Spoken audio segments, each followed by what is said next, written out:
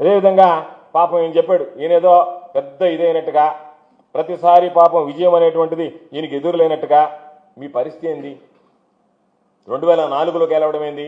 అసలు మీరు ఎప్పుడు గెలిచారో ఒకసారి చెప్పండి. తెలుగుదేశం చంద్రబాబు నాయుడు చేతిలోకి ఏ విధంగా పోయింది? 95లో 94లో రామారావు గారు గెలిచారు. అప్పటికి మీ బాబు లేడు, చంద్రబాబు లేడు. 95లో రామారావుకి వెన్నుపోటు పొడిచి పెరుక్కున్నారు. వాస్తవమా కాదా? 95లో రామారావుకి వెన్నుపోటు పొడిచారా? లేదా జనాలు 95లో మీ నాయన తీసుకున్నప్పుడు మీ నాయన చూసి ఓట్లు వేశారా? 94లో పాప రామారావు గారిని చూసి ఓటు వేస్తే ఆయనకు వెన్నుపోటు పొడిచి 95లో నువ్వు పార్టీ పెరుక్కున్నావు. 95లో మీరు ముఖ్యమంత్రి అయ్యారు. కాబట్టి మొదటిసారి ముఖ్యమంత్రి అయినప్పుడు మీ గొప్పతనం ఏమీ లేదు. దాన్ని ఒప్పుకుంటారా? కనీసం అది కూడా మా గొప్పతనమే. ఆ రోజు రామారావు గారిని కాదు, మా తాతను చూసేలేదు, మా బాబుని చూసే ఓట్లు వేసినారు, మా తాతను మేమే ముఖ్యమంత్రి చేసామని చెప్పుకోదలుచుకుంటే ఏం చేయగలిగేది ఏం లేదు. అది కూడా చెప్పుకోవడానికి కూడా మీరేమి సందేహించేటువంటి వ్యక్తులు కాదు. అదేనా చెప్పగలరు, ధైర్యంగా ఆ మాట అయినా చెప్పగలరు. కానీ 95లో మీరు వెన్నుపోటు పొడిచారు, పెరుక్కున్నారనేటువంటిది ప్రజలందరికీ తెలిసినటువంటి నగ్న సత్యం. 99కి వద్దాం. కార్గిల్ వార్ రావడం, ఆ రోజు వాజ్పేయి గారు ఉండడం, ఆయన అర్ధాంతరంగా దించేయడం, ఆయన మీద సానుభూతి రావడం, ఆ రోజు మీరు ఆయనతో జత కట్టడం, 99లో బీజేపీతో పొత్తు పెట్టుకుని 99లో మరలా అధికారంలోకి వచ్చారు. 2004 ఒంటరిగా పోటీ చేశారు, అడ్రస్ లేరు. 2009 అడ్రస్ లేరు, మళ్ళీ మహాకూటమి అన్ని రకరకాలైనటువంటి పెట్టుకుని అడ్రస్ లేకుండా ఓడిపోయారు.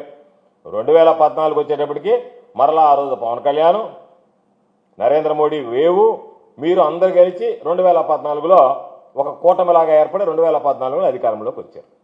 2019లో పరిస్థితి ఏంటి?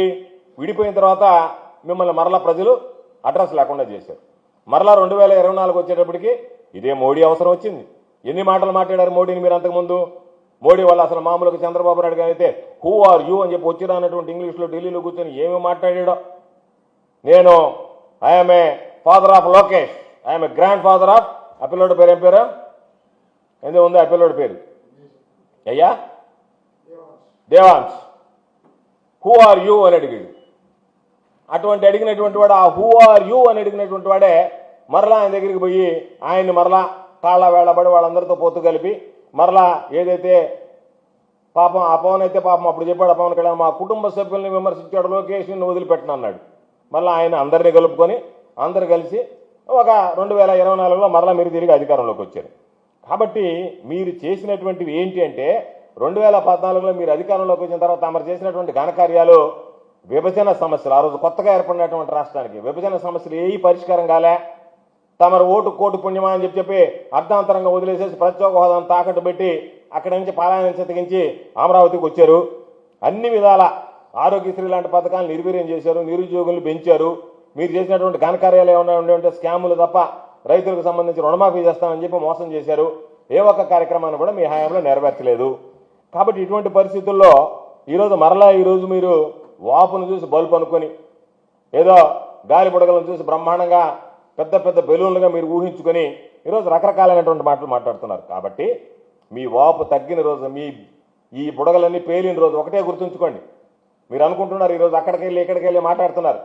మీరు ప్రజలే మీ బుక్కులు రాస్తున్నారు. ఈరోజు మీరు చేసినటువంటి పాపాల చిట్టా, నువ్వు ఆ రోజు రెడ్ బుక్ రాశానని చెప్పి మొత్తం రాష్ట్రం అంతా తిరిగి నువ్వు ఒక్కడో రాయడం కాదు, ప్రజలు ఎప్పటికప్పుడు మీ పాపాల చిట్టా రాస్తున్నారు. గుర్తుంచుకోండి. శాశ్వతంగా అధికారం అనేటువంటిది ఈసారి కోల్పోతే మీరు రాష్ట్రంలో కూడా తిరగదు. మళ్ళీ మీరు నేరుగా స్విట్జర్లాండ్కి వెళ్ళిపోవాల్సిందే, దావోస్కి వెళ్ళిపోయి అక్కడే ఉండాల్సిందే శాశ్వతంగా. అటువంటి పరిస్థితులు ఈరోజు రాష్ట్రంలో కలుగుతున్నాయి. రాష్ట్రంలో మీ మీద ఆ స్థాయిలో వ్యతిరేకుతుంది.